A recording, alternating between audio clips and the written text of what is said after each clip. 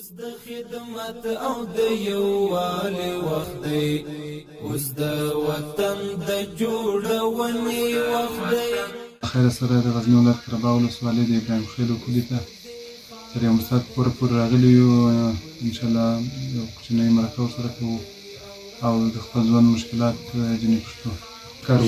کاروبار نشم کولی، پلاس مایبه یم، دا یو لاس ملګر د مایبه ده، اوبه نه لرم، حتی وړوکو 1 من په نیمه من راوړم، دا رقم هغه هم په پورت قرض راوړم، 11 نفر عیال راپسې ده، هېڅ شی هم نه لرم، بېوسه یم، بېکسه یم، اوبه له بله کوره راوړم، له ډېره لرې مسافې راوړم. دا د ټول لورانې دي؟ دا هم د 8 دانې لورانې لرم، دا مې کوچنۍ پسوی ته غځې اخته ده، خوږواکې ده، دا پسوی ته غځې ده، خوږواکې اخته ده، 9 کاله عمر یې ده، نه ولاړېدی شي نه کشېدی شي. کور دې مې باندې معلومېږي چې جنګو کې لږ خراب شوی ده. کور مې ویستلی ده، هغه کوټه مې ویستلی ده، اوس هم لرګي ټول غار غار دي، نه مې د په خپل حال درولي، ښیښې یې ماتې ولې، هغه هم کور په دار باندې قرض باندې راوړي.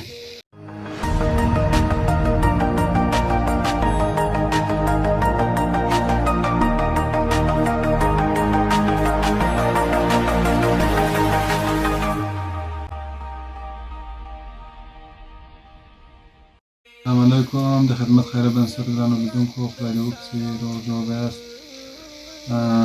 نن له خیره سره د غزني ولایت قرهبا ولسوالۍ د ابراهیم خیلو کلي ته تر یو ساعت پورې راغلي یو. انشاءالله یو کوچنۍ مرکه ورسره کوو او د خپل ژوند مشکلات ځینې پوښتو. څنګه یې ژوند؟ خوشحاله یې؟ خیر اوسې، سلامت اوسې. نوم دې چېرې؟ نوم مې وزیر جان، غزني ولایت قرهبا ولسوالۍ ابراهیم خیلو کلي اوسېدونکی. ښه، ماشاءالله. دا د ټول لورانې دي؟ دا هم د 8 دانې لورانې لرم، دا مې کوچنۍ پسوی ته غځې اخته ده، خوږواکې ده، دا پسوی ته غځې ده، خوږواکې اخته ده، 9 کاله عمر یې ده، نه ولاړېدی شي نه کشېدی شي. بچیان دې نشته؟ بچیان مې نشته. ښه.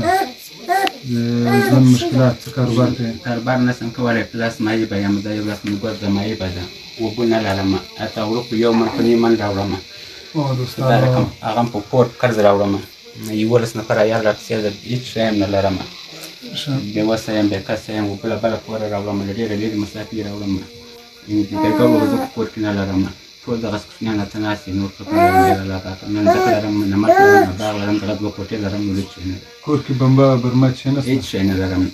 چا لاسنیوی چې نه دي کړی بنسټونو؟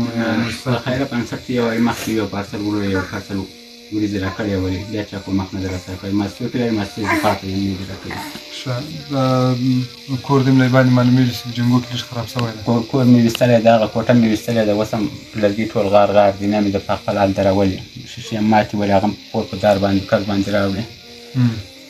بیا له الله پاک هېڅ وایسته هېڅ شی نه لرو. زه الله خو مهربانه ده. انشاءالله د زمی را روان ده، فکر زه د بېګاوړو نه لرم، ځوغ نه لرم، شنې سپانې دي، دا وام په دغو باندې ګزاره کوو، اوس مې هغه راوړې ده اوبو ته لاره.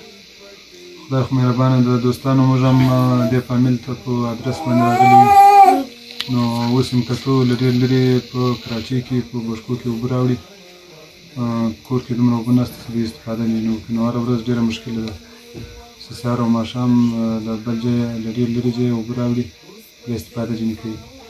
نو موږ د خدمت خیره بنسټ له لارې راغلي یو، بعضې دوستانو کومک کړی ده، الله پاک دې اجر ورکړي. تاسې غوندې تر مستحقو خلکو پورې رسوو. 15,000 افغانۍ دي، انشاءالله په آینده کې به بیا هم تانه یې راوسئ. الله پاک دې قبول کړي، الله پاک دې ډېر ښه ورسره وکړي، خدای دې په خپله پت دعاګانې ورته کوسئ. داسې غریب او مظلومو خلکو پسې ګوري، الله پاک دې پسې وګوري. آمین.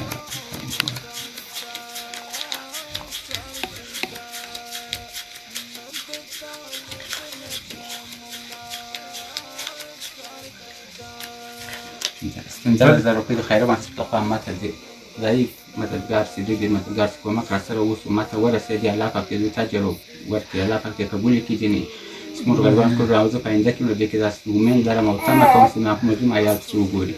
انشاءالله دې معیبه لا زه څه وکړم، یو خوا نشم کولی، یو هډوکی ست کړي، یو نس ست کړي، هېڅ شی نشم کولی. مهربان ده. دوستانو له تاسې هم هیله ده، د ټولو بنسټونو مؤسساتو له دولت هم دا هیله ده چې د هېر نه کړي، او انشاءالله موږ به همیشه ورسره همکاره یو، د دوستانو په همکاري او د الله په مهرباني سره انشاءالله. نور نو ځه انشاءالله بیا به په آینده کې بیا تماس چې د الله پاک خدای چې د خدای د شور سره وکړي کوم غریبانو چې ګوري خدای پاک چې وګوري خدای خو مهربانه انشاءالله نامیره اوسئ الله پاک ډېر شور سره وکړي او فعلا نو خدای په امان دعاګانې الله پاک هم ما سره خدای